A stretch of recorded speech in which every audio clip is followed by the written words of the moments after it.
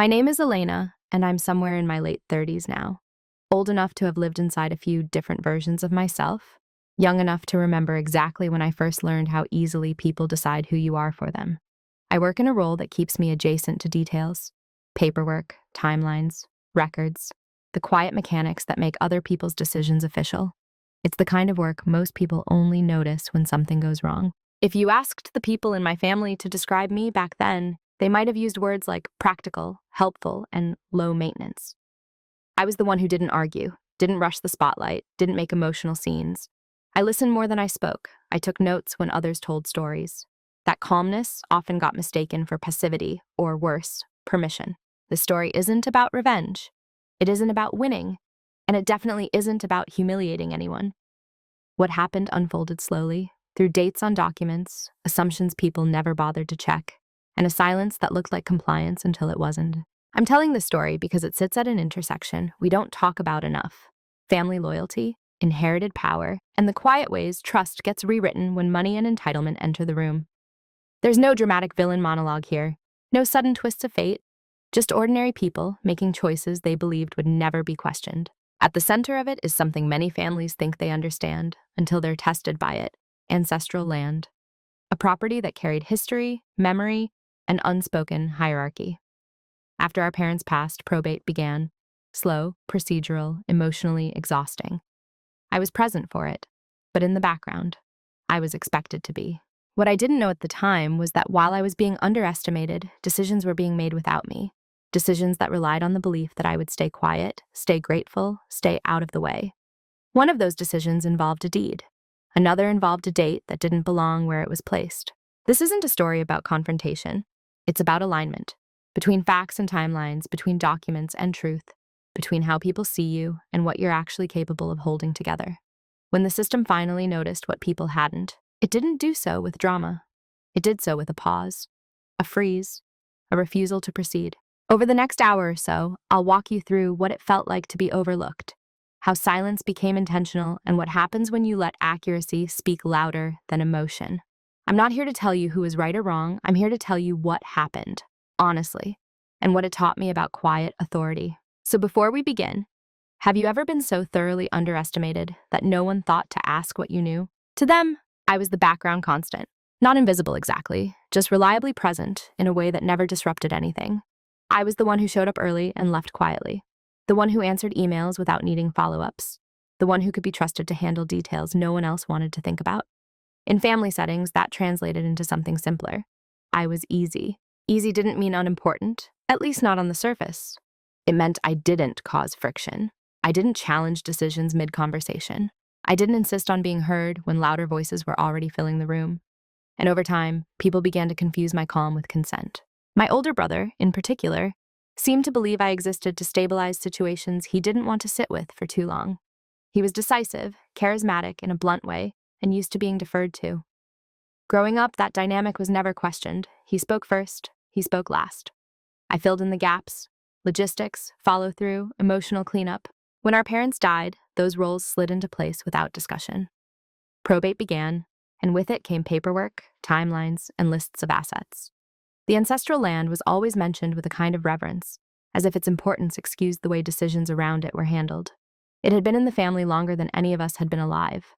Everyone had an opinion about it. Very few had patience for the process. I attended the meetings. I listened to the attorney explain the procedure. I read the documents carefully, but no one asked me what I thought should happen. That wasn't hostility. It was assumption. I was there to support, not to steer. At gatherings, relatives would say things like, "You're so good at handling the boring stuff," or "We'd be lost without you keeping track of everything." It sounded like praise, and I accepted it as such. I didn't yet understand how praise can also be a boundary, one that quietly limits where you're allowed to stand. When discussions about the land came up, they happened around me rather than with me. Decisions were framed as already leaning in a certain direction. I noticed that when I asked clarifying questions about dates, about process, about what probate legally allowed, the room would grow slightly impatient. Not angry, just subtly dismissive, like I was slowing things down. So I stopped asking as many questions out loud. Internally, though, I kept tracking. I noted who spoke for whom. I noted when language shifted from we to I. I noticed how urgency appeared only when it benefited one person's timeline. None of it felt dramatic enough to challenge.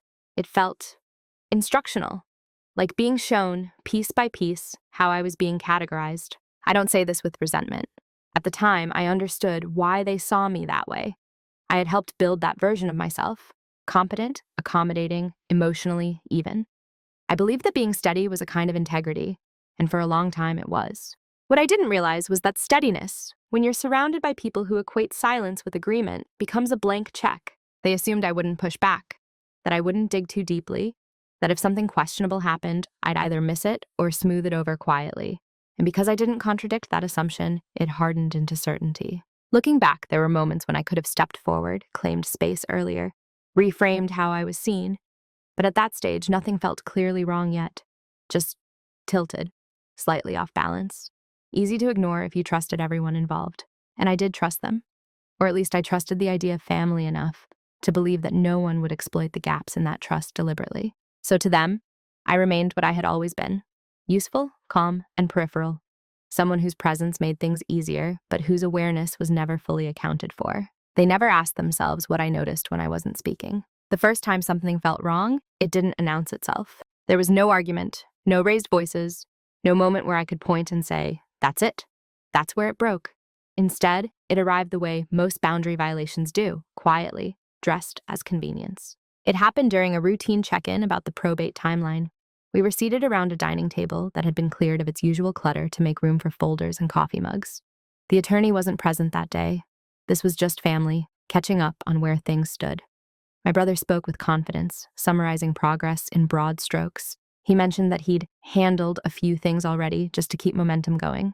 That phrase, handled it, caught my attention. I asked what he meant, lightly, not accusatory, just clarifying. He waved it off, said it was nothing major, just preliminary steps, so we wouldn't get stuck waiting later. The others nodded, relieved that someone was taking charge. No one asked for details. I remember looking down at my notes, feeling a faint sense of dissonance. Probate doesn't work like that. There are no harmless shortcuts, no informal pre-approvals that don't touch legal ground. But the room had already moved on, and I didn't want to be the one to drag everyone back into technicalities. So I let it go. A few days later, an email came through, forwarded to me rather than addressed directly. It contained a scanned document related to the land, not finalized, but formatted as if it were.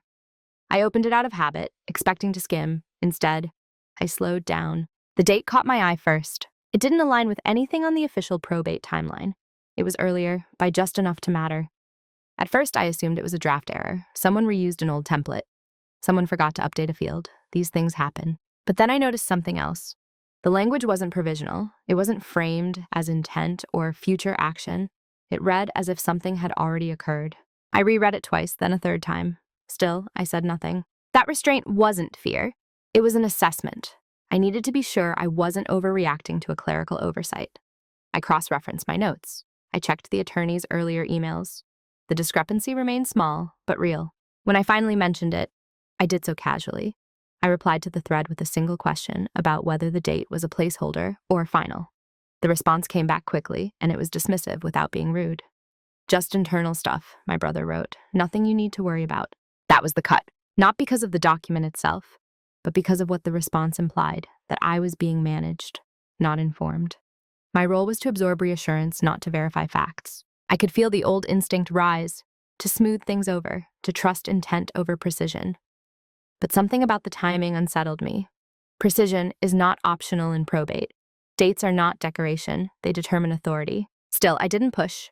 I made a note instead, a small mark in the margin of my planner, just a reminder to follow up later, if needed. No one else reacted. No one else seemed to notice. Life continued. Conversations shifted back to logistics and future plans, to what the land could become. The document disappeared into the flow of emails, unremarkable to everyone but me. That's how these things often begin, not with malice, but with assumption. The assumption that no one is watching closely. The assumption that the person who notices won't act on it. At the time, I couldn't have articulated why that moment stayed with me. I only knew that something had changed, not externally, but in how I was listening. The background noise had sharpened. I started paying attention to what wasn't being said. That first small cut didn't hurt. It clarified. After that, nothing escalated all at once. Instead, the pattern settled in. It showed up in the way updates were delivered. Summaries instead of documents, conclusions instead of processes. I would be told what had been decided, rarely how. When I asked for context, the answers were vague, framed as efficiencies rather than exclusions. Everyone was busy. Everyone wanted this resolved quickly. I understood that, or at least I told myself I did. The thing about subtle disrespect is that it's easy to rationalize, especially when you've been trained to value harmony. I reminded myself that my brother was under pressure, that grief makes people controlling, that my role had always been supportive, not directive. Each explanation smoothed over the quiet friction, making it feel unnecessary to address. And yet, the omissions kept repeating. Emails went out without me copied. Meetings happened last minute. Documents arrived already signed, accompanied by reassurances that everything was in order. I was included just enough to remain useful, but not enough to influence trajectory. It was a delicate balance, and it worked because I let it. When I did speak up, I did so carefully. I asked about compliance, about whether the probate court had acknowledged certain steps. The responses were consistent. You worry too much. We've got it handled. Let's not complicate this. Those phrases began to land differently, not as comfort, but as containment. Still, I stayed quiet. Part of that was habit. Part of it was doubt. I questioned whether my sensitivity to process was being mistaken for obstruction. I didn't want to be the person who slowed everything down with technicalities. I didn't want to challenge my brother publicly and create a fracture that couldn't be repaired. So I adapted. I started listening without reacting. I stopped offering unsolicited observations. I focused on what I could control. My records, my notes, my understanding of the timeline as it actually existed, not as it was being presented. Outwardly, I remained the same, calm, agreeable, present. Inwardly, I was recalibrating. The disrespect, by then, had become normalized. No one questioned why I wasn't consulted anymore. It fit the narrative they'd already written for me, and because I didn't protest, it reinforced their confidence that this was acceptable. I noticed how often decisions were justified by urgency. We didn't have time to loop everyone in, but urgency was selective. It appeared only when transparency might have slowed things down. When it came to planning future benefits, there was all the time in the world. There was one moment that crystallized this for me.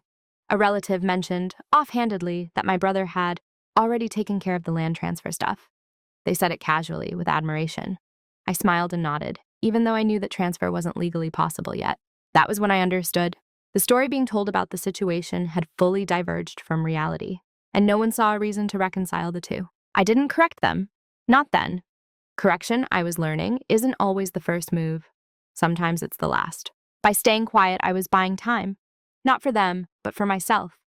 Time to understand the full shape of what was happening. Time to see whether this was carelessness or intention.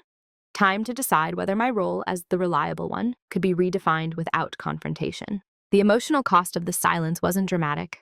It was dull. A low-grade erosion of trust that made me more observant, less forgiving of imprecision. I stopped assuming good faith would correct itself. I wasn't angry. I wasn't plotting.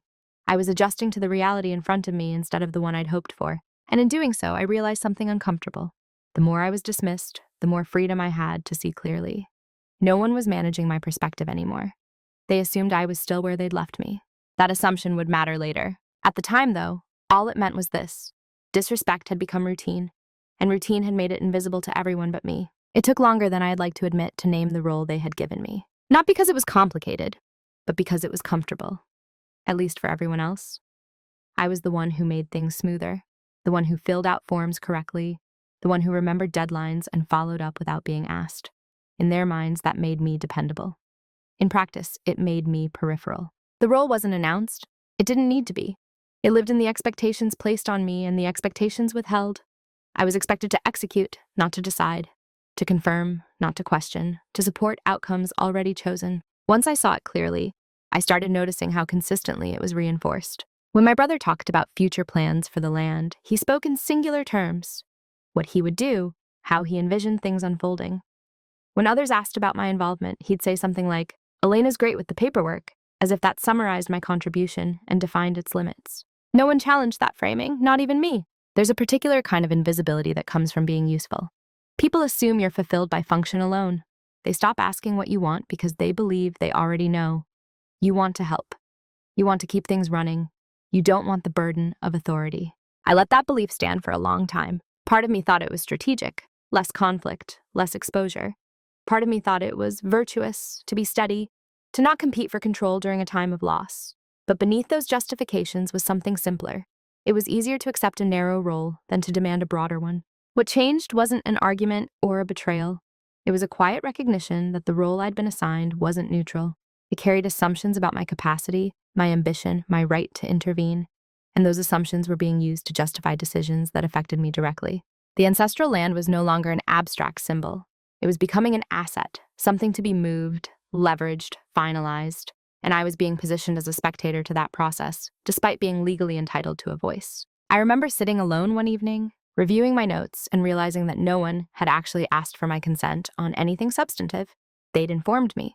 They'd reassured me, but consent requires the option to say no, and that option had quietly been removed. That realization didn't make me angry. It made me precise. I began to see my role not as a limitation, but as a cover. Because while they were busy assigning me to the margins, they weren't paying attention to what I was doing there.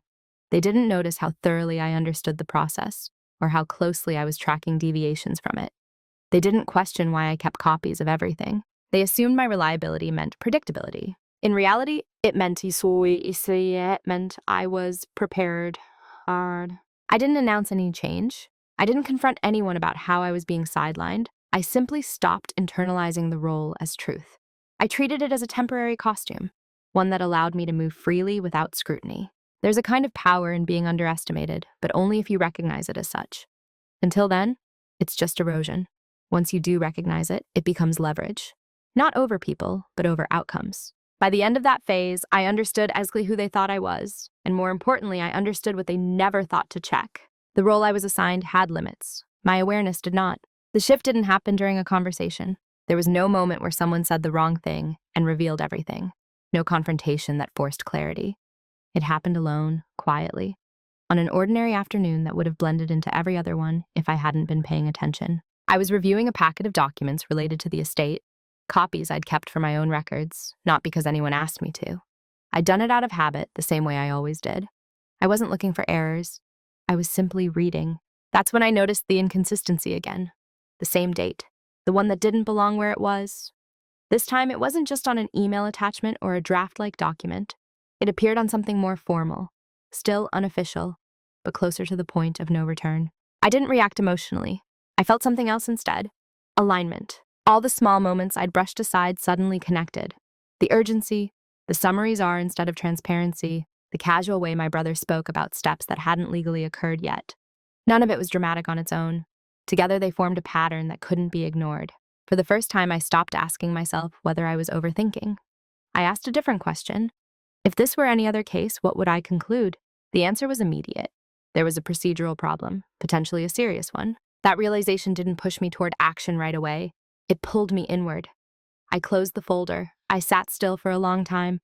Not because I was afraid of what I'd found, but because I understood that once I acted on it, there would be no going back to how things were. Up until then, silence had been my default.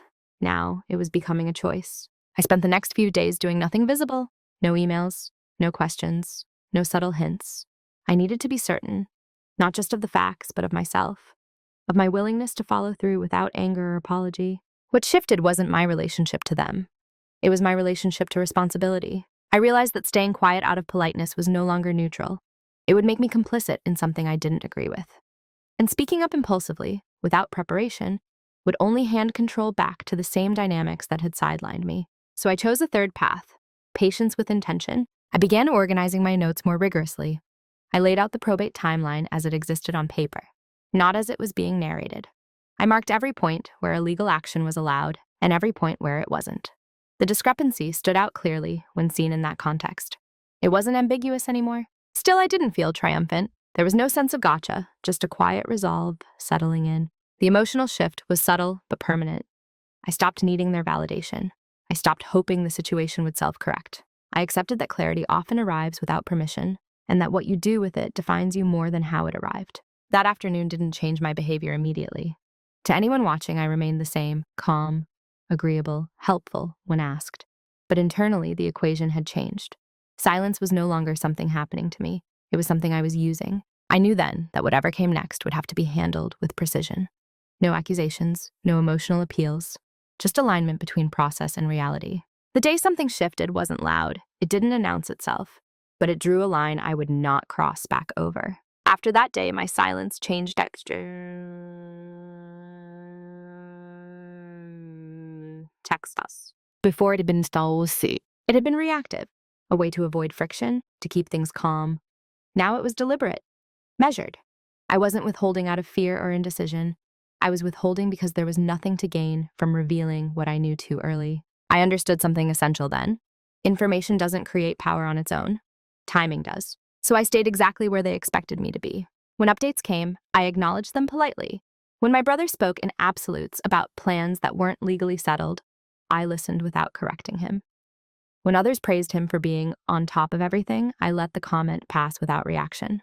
This wasn't manipulation, it was a restraint. I knew that if I challenged him directly, he would become defensive. The narrative would shift to intention, how he was just trying to help, how nothing bad was meant. That conversation would center on his feelings, not the facts. And facts were the only thing that mattered. So instead, I watched. I paid attention to the language he used when he thought no one was checking. I noted when confidence tipped into presumption.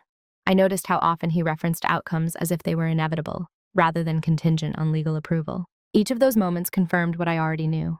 He believed the process would bend around him, that no one would slow him down, that I, in particular, wouldn't. My silence allowed that belief to grow unchecked. There's an assumption people make about quiet individuals that if they're not objecting, they're not aware. In reality, awareness often deepens in silence. Without the need to defend yourself or explain your position, you can observe with clarity. I used that clarity to prepare, not outwardly, but internally. I reviewed probate statutes in detail, not because I needed to learn them, but because I needed to see how they were enforced in practice. I studied how registrars flagged inconsistencies, what triggered reviews, and what language carried weight in official correspondence. None of this was dramatic, it was methodical. At the same time, I maintained normalcy. I answered messages. I showed up to family gatherings. I didn't withdraw emotionally or physically. That was important. Withdrawal would have been noticed. A quiet presence was invisible. What surprised me most was how little effort it took to remain underestimated. People tend to lock their impressions early and rarely revisit them. Once they'd decided I wasn't a threat to their plans, they stopped monitoring me altogether. Silence in that context wasn't absence. It was camouflage. I wasn't waiting for a moment to strike. I was waiting for the system to do what it always does when presented with conflicting information. Pause. Question. Refuse to proceed until clarity is restored. That's the thing about procedural systems. They don't respond to emotion. They respond to alignment. Dates line up or they don't. Authority exists or it doesn't. There's no room for narrative once paperwork is examined closely. I knew that if I stepped in at the right moment, I wouldn't need to raise my voice. I wouldn't need to accuse anyone of wrongdoing. The facts would speak on their own. And so I stayed quiet. Others mistook that quiet for disengagement. They assumed I'd accepted the version of events being presented. In some ways, that assumption was necessary. It allowed everything to move forward just far enough. Silence had become my choice, not as a form of endurance, but as a form of precision. What they never noticed wasn't a single action. It was an accumulation. While conversations continued on the surface, about future plans, about timing, about how close everything was to being done, I was building a parallel understanding beneath it. Not in secret meetings or dramatic late-night calls, but through quiet, consistent documentation. I kept copies of everything, every version of every document, every email attachment, even the ones forwarded casually with a single line of explanation. I saved metadata. I noted when files were created, when they were modified, when language shifted from tentative to declarative. None of this required confrontation. It required attention. They didn't notice because they didn't think they needed to. From their perspective, the work was happening where power usually lives. Through confident statements, through assumed authority, through momentum. Paperwork was just a formality that would eventually catch up. But paperwork doesn't catch up. It either aligns or it stops everything cold. I mapped the probate timeline against the documents being circulated. Not emotionally, not defensively, just structurally. The gaps were obvious once laid out visually. Certain actions were being referenced as complete before they were legally permitted to occur. The most concerning piece wasn't even the document itself. It was the assumption embedded in it that no one would look closely enough to care. I spent time understanding how registrars actually work. Not in theory, but in practice. I read case summaries. I looked at examples where transfers were delayed or frozen due to discrepancies. Again and again, the same theme appeared. Dates. Dates are anchors. They establish authority. If a deed predates legal standing, it doesn't matter who signed it or why. The system doesn't ask about intent. It asks whether the timeline is valid. That was the leverage, not personal, procedural. They never noticed how comfortable I was with that level of detail. They'd seen me as someone who handled paperwork, but they hadn't considered what that really meant. They didn't understand that my work had trained me to spot patterns others skim past, to see inconsistencies as signals, not annoyances. They also didn't notice how little I spoke about my own conclusions. When you don't announce your thinking, people assume there isn't any. There were moments when I could have warned them. I could have said, "This might be a problem," or "You should double check that." But warnings are gifts, and gifts are often ignored when they challenge confidence. I wasn't interested in being dismissed again. Instead, I positioned myself to be accurate. I made sure my understanding was airtight. I double-checked statutes. I confirmed filing procedures. I ensured that if I ever needed to raise a concern, it would be framed as a question of compliance, not an accusation. That distinction mattered. I wasn't preparing to confront my brother. I was preparing to engage a system that doesn't care about family dynamics, a system that only cares whether things line up. And the more I prepared, the calmer I felt. Not because I enjoyed having leverage, but because clarity removes anxiety. Once you know where you stand, you don't need to rush. They continued as if nothing was wrong. Plans became more concrete, assumptions hardened, the land was spoken of as already transferred, already secured. All the while, the flaw remained. What they never noticed was that my quietness wasn't emptiness. It was containment. I was holding the entire structure in my mind, seeing exactly where it would fail if pressure were applied at the right point. Not out of spite, out of respect for reality. The private reveal didn't come with adrenaline. There was no surge of triumph, no sharp intake of breath when everything finally aligned. It came with a stillness so complete that I had to sit back and let it settle before I trusted it. I had laid everything out on my desk. Copies of documents, printouts of emails, my own handwritten timeline. When viewed individually, each piece looked ordinary. Together, they told a single, unambiguous story. The deed, specifically, the date on it, it predated the point at which my brother had any legal authority to execute it. Not by a matter of hours or a clerical gray area, but by a clear margin that couldn't be explained away as a formatting error or an administrative oversight. This wasn't about interpretation anymore. It was about the sequence. And the sequence is not flexible. I didn't label it fraud in my mind. That word carries emotional weight, moral heat. I didn't need it. What mattered was simpler. The document could not stand. No registrar would process it once the discrepancy was noticed. That was the moment of clarity. Not power, clarity. I remember closing my planner and resting my hands on top of it, feeling something I hadn't felt in months. Steadiness without suppression. I wasn't holding myself back anymore. I was choosing my next step deliberately. The private nature of that realization mattered. I didn't share it with anyone. Not a friend, not a relative, not even in vague terms. Once knowledge leaves you, it can't be contained. I needed containment. I thought carefully about what I wanted the outcome to be. I didn't want public humiliation. I didn't want family warfare. I didn't want to win at the expense of becoming someone I didn't recognize. I wanted accuracy restored. I wanted the process to return to where it should have been. And I wanted my involvement to be undeniable, but unemotional. That narrowed my options significantly. The registrar's office was the correct channel, not as an accusation, but as a verification. Registrars are not adversarial, they are procedural. They don't respond to narrative, they respond to inconsistencies. I drafted a simple inquiry. No adjectives, no implications. Just a request for confirmation about whether a deed dated X could be valid, given a probate timeline that clearly began at Y. Before sending anything, I reread it several times. Not to soften it, but to strip it further. Every unnecessary word was removed. What remained was factual and neutral. I waited another day before acting. That pause wasn't hesitation. It was respect for the gravity of what I was about to set in motion. Once a registrar reviews a document, there's no quiet undo. Systems leave records. Reviews create trails. But the trail already existed. I wasn't creating a problem. I was illuminating one. When I finally sent the inquiry, I felt no relief, no release. Just a sense of completion, like placing the final piece in a structure that had been assembling itself for months. I didn't tell my brother. I didn't warn him. I didn't give him a chance to reframe or explain. Not because I wanted to trap him, but because this wasn't a conversation issue. It was a compliance issue. And compliance doesn't negotiate. The response didn't come immediately. Registrars don't rush. They review, they compare, they verify. In that waiting period, nothing changed outwardly. My brother continued as if everything was settled. Plans were discussed, assumptions held. I listened, quietly, fully aware that something fundamental had already shifted, even if no one else could feel it yet.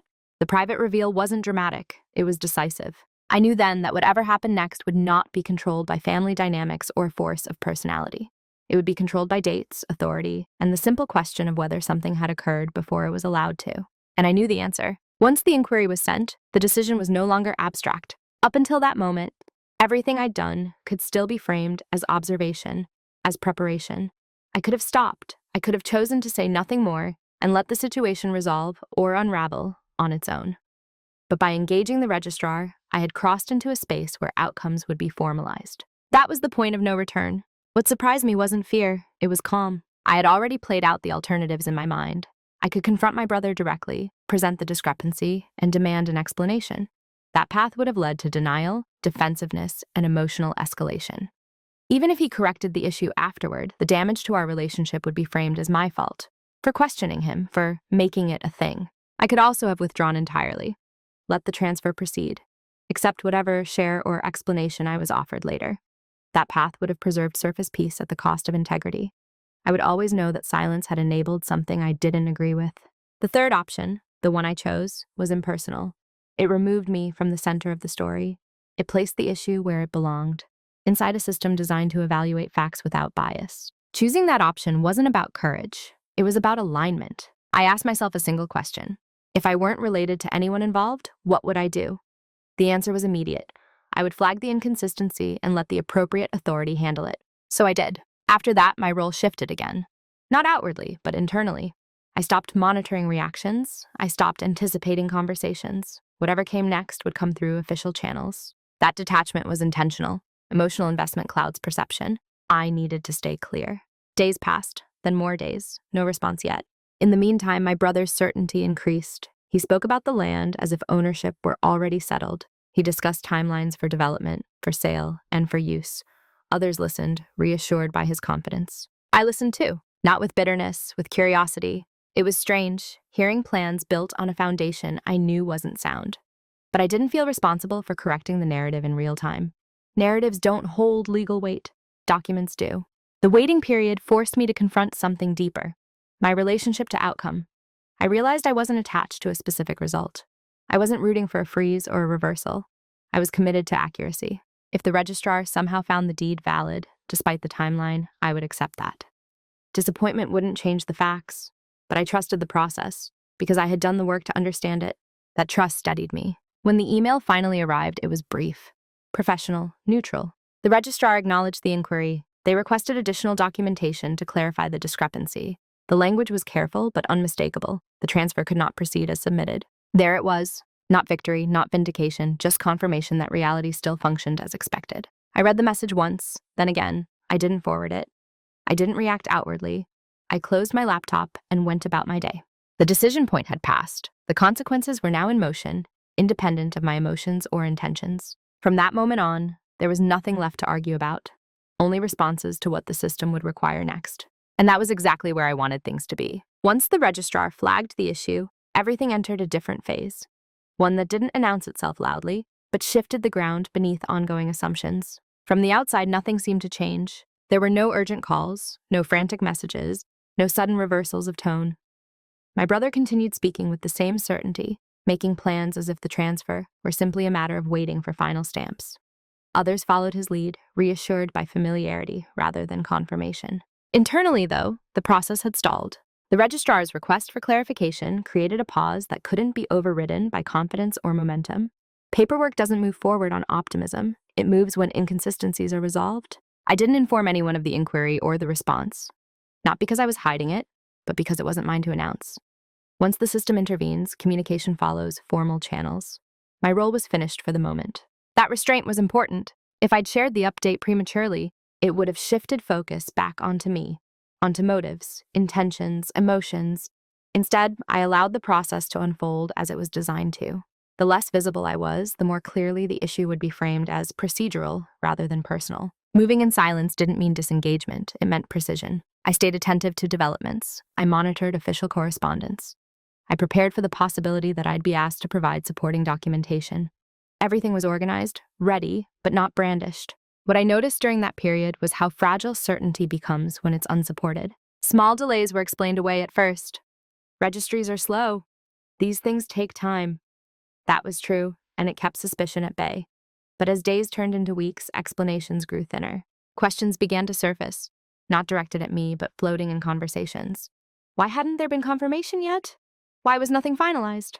My brother deflected smoothly, blaming bureaucracy. I said nothing. Silence, at that stage, wasn't passive. It was in alignment with inevitability. The system doesn't respond to deflection. It responds to resolution. Eventually, formal communication went out, not to me alone, but to all relevant parties. The transfer was frozen, pending correction of the date discrepancy. No accusations, no judgments, just a clear statement. The submitted deed could not be processed as filed. That was the moment when silence did its work. I wasn't named as the source of the inquiry. I wasn't positioned as an obstacle. The issue existed independently of me, grounded in documentation. Reactions followed, predictably but unevenly. Confusion first, then frustration, then a scramble to understand how something that seemed so settled could suddenly stop. My brother was the most affected, though he didn't express it openly at first. His confidence shifted into irritation, then into a tight kind of control. He asked questions. He made calls, saws. He searched for explanations that didn't involve error. I remained calm, present, and uninformative. Not evasive, just neutral. If asked directly, I referred back to the registrar's notice. Nothing more. Moving in silence meant resisting the urge to clarify, to explain, to soften the blow. It meant allowing the reality of the situation to stand without my commentary. That restraint protected me. It also protected the truth from being reframed as conflict. By the time the full implications became clear, the narrative had already changed. This was no longer about intention or family disagreement. It was about a procedural failure that required correction before anything else could happen. And corrections take time. The consequences didn't arrive all at once. They unfolded gradually, like a slow tightening that made itself felt only when movement was attempted. At first, the freeze was treated as a temporary inconvenience, a hiccup, something that could be resolved with the right call or the right explanation. But explanations don't change records. As days passed, the weight of the pause became harder to ignore. Plans that had been spoken about confidently now hovered in uncertainty. Conversations shifted from what would happen next to why nothing had happened yet. The loss wasn't financial at first, it was psychological. My brother's certainty had been a stabilizing force for others. When that certainty cracked, even slightly, it created unease. Not because people suddenly suspected wrongdoing, but because the narrative they'd relied on no longer matched reality. He began to repeat himself more, offering reassurances that sounded rehearsed. He framed the delay as bureaucratic incompetence, as systems being inefficient. That explanation worked for a while. Systems are easy to blame because they don't argue back. But systems also don't bend. The registrar's office continued to request clarification. Each request narrowed the space for reinterpretation. Dates were asked to be confirmed. Authority was questioned. The pause became procedural, not optional. That's when the emotional consequences surfaced. Not anger, at least not yet. More like disorientation, the sense that something solid had shifted without warning. People don't like that feeling. They look for someone to blame, or at least someone to explain it away. My brother grew quieter around me, not confrontational, just watchful, as if trying to locate where the ground had given way. I didn't offer insight. I noticed, though, that he stopped speaking in absolutes. The future tense crept back in. If things go through, once this is sorted, the language adjusted, subtly but unmistakably. Others followed suit. There was a moment during a family conversation when someone asked, almost absent-mindedly, whether probate timelines could affect transfers more than expected. It wasn't directed at anyone in particular. I answered neutrally, explaining that timelines are foundational, that nothing can move ahead of legal authority. No one challenged that. It was too obviously true. That's how consequences deepen. Not through drama, but through quiet acknowledgement of limits. Behind the scenes, my brother was trying to correct the issue. I knew that without being told. The questions he asked became more specific. The urgency is more contained.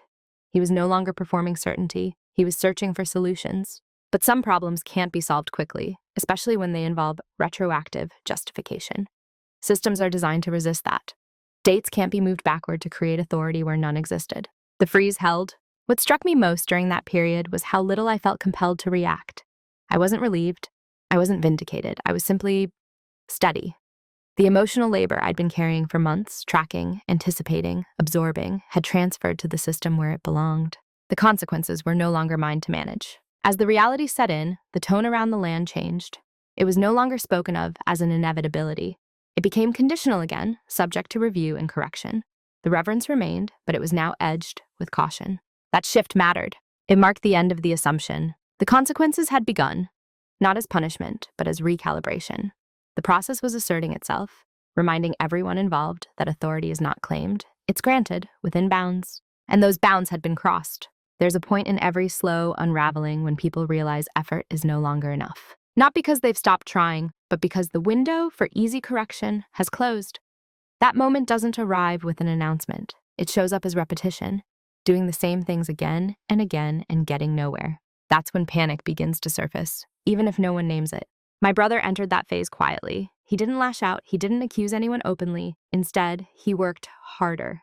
More calls, more emails, more explanations. Each one was carefully framed to make the problem seem smaller than it was. But the registrar's responses remained consistent. Dates cannot be reconciled after the fact. Authority cannot be retroactively applied. The transfer cannot proceed as submitted. Those sentences, delivered in neutral language, carried finality. They weren't hostile. They weren't emotional. And that made them impossible to argue with. I watched the shift happen in real time. The confidence that had once propelled everything forward began to fracture into urgency. Conversations that used to be declarative turned speculative. My brother stopped speaking about the future and started speaking around it, circling possibilities without landing on any. Others felt it too. Family members who had deferred easily before now asked questions. Careful ones, but questions nonetheless. Could this be delayed indefinitely? What did this mean for plans already discussed? Was there a way to reset the process? The answer to that last question was the hardest to accept. No, you can't reset time. You can't undo a document once it's been submitted for review. You can correct errors, yes, but not errors of sequence, not when authority itself is in question. The problem wasn't just the backdated deed.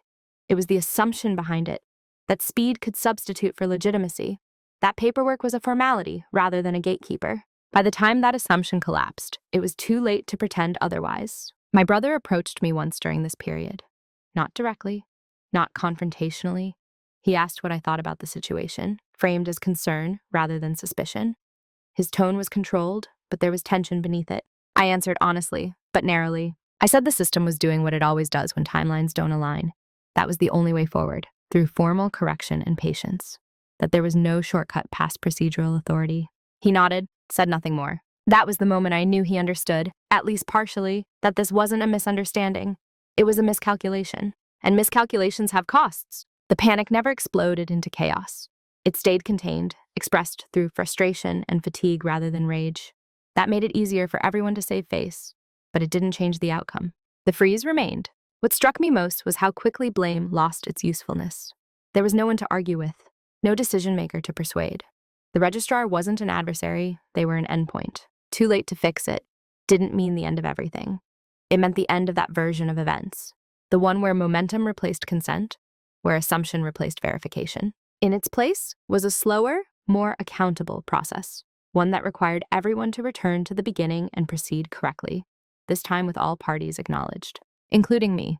The panic faded, eventually, replaced by resignation, not defeat, acceptance, the kind that comes when reality asserts itself and refuses to be negotiated. And through it all, I remained calm, not because I had planned for this outcome, but because I had prepared myself to accept whatever accuracy demanded.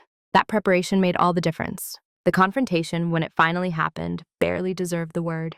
There was no raised voice, no dramatic reveal, no accusation delivered with emphasis. It took place in a quiet room on an ordinary afternoon when the urgency had already drained out of everything else. My brother asked if we could talk, not in the tone of someone spoiling for a fight, but in the tone of someone who had reached the end of his explanations. The systems hadn't budged. The registrar hadn't softened. There was nothing left to manage except understanding. We sat across from each other, the space between us neutral. No one else is present, no audience. He spoke first. He said the situation had become more complicated than expected.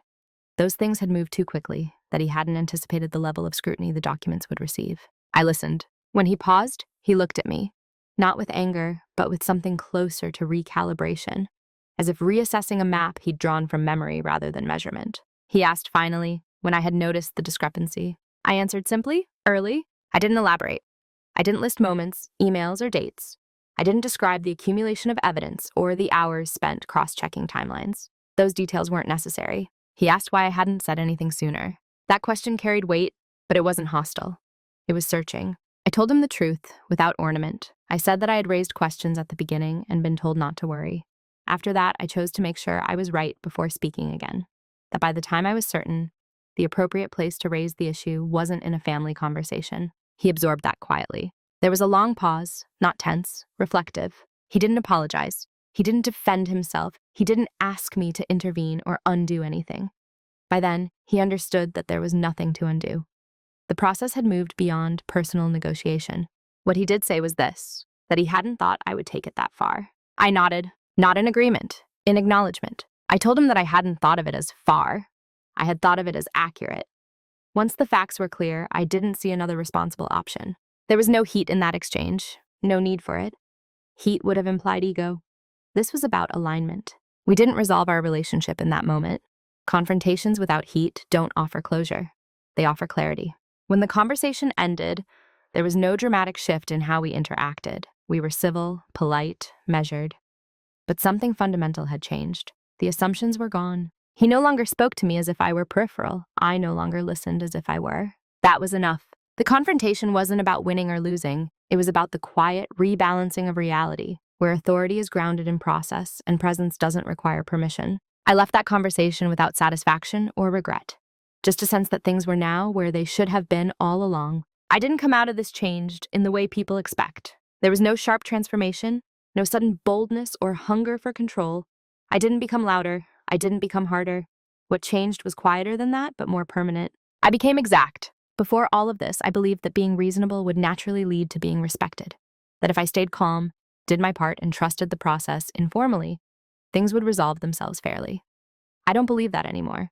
Not because it's false, but because it's incomplete. Reasonableness without boundaries is just availability. Now I'm still calm, still measured, still inclined toward listening before speaking, but I no longer confuse restraint with surrender. I don't wait for permission to verify what affects me. I don't assume good faith will correct structural imbalance on its own. That shift has followed me into every part of my life. At work, I'm clearer about where my responsibility begins and ends. I don't absorb chaos to make others comfortable. I document early. I ask questions once, directly, and I take note of how they're answered. In family settings, I'm present without being pliable. I don't rush to smooth tension that isn't mine to resolve. I don't volunteer myself as the quiet solution to other people's impatience. What surprises people now isn't my assertiveness, it's my stillness. I don't argue. I don't justify. I don't escalate. When something doesn't align, I let that misalignment stand until it's addressed. Some people interpret that as distance. Others interpret it as confidence. I don't correct them. The ancestral land remains in the family, but its meaning has changed. It's no longer a symbol of unspoken hierarchy or inherited entitlement. It's a reminder that stewardship requires accountability and that history doesn't exempt anyone from process. My relationship with my brother is adjusted, not broken, not repaired, just recalibrated. There are limits now that didn't exist before. Not spoken ones, understood ones. I don't hold resentment. That would require me to stay emotionally invested in a version of the past that no longer applies. What I hold instead is clarity. Clarity about how easily quiet people are underestimated. Clarity about how systems respond to facts, not force. Clarity about the difference between peace and avoidance. Who I am now is someone who trusts herself enough to let silence work when needed, and to let structure speak when it matters more than emotion. I don't seek dominance. I don't perform strength. I move carefully, deliberately, and without apology. That's not a lesson I set out to learn, but it's one I won't unlearn. There's a temptation, when telling stories like this, to end with a verdict, to say who was right and who was wrong, to draw clean lines around guilt and innocence. But life, especially inside families, rarely resolves itself that neatly. What it offers instead are lessons, quiet ones, that only make sense once you stop trying to dramatize them. This story isn't about my brother being reckless or malicious. It's about what happens when confidence replaces verification, and when speed is mistaken for authority. It's about how easily systems get treated as obstacles instead of safeguards, until they become the only thing standing between assumption and consequence. It's also about silence. Silence isn't inherently virtuous. It can protect, or it can enable. The difference lies in intention. For a long time, my silence was a habit, something I defaulted to in order to keep things smooth. When it became a choice, it changed shape. It became a way to let truth surface without being forced. What I learned is this: you don't have to be loud to be decisive. You don't have to accuse to correct. And you don't have to seek revenge to restore balance. The most powerful shifts often happen without spectacle. The registrar didn't freeze the transfer because of emotion. They froze it because dates didn't line up, because authority has boundaries, because procedure exists to protect everyone involved, even from themselves. That's the quiet justice in systems done right. If there's a moral here, it's not "don't trust your family" or always assume the worst. It's simpler and harder than that. Pay attention, especially when you're being underestimated, especially when you're told not to worry. Accuracy is not aggression, boundaries are not betrayal, and silence, when chosen consciously, can be a form of integrity. I didn't come out of this story triumphant. I came out aligned with myself, with the process, and with a version of peace that doesn't require me to disappear to maintain it. If you've stayed with me this long, thank you for listening with patience. Stories like this don't offer adrenaline. They offer recognition, and sometimes that's enough. So I'll leave you with one question, and I'd genuinely like to hear your thoughts in the comments. Have you ever been underestimated in a way that later turned out to be your quiet advantage?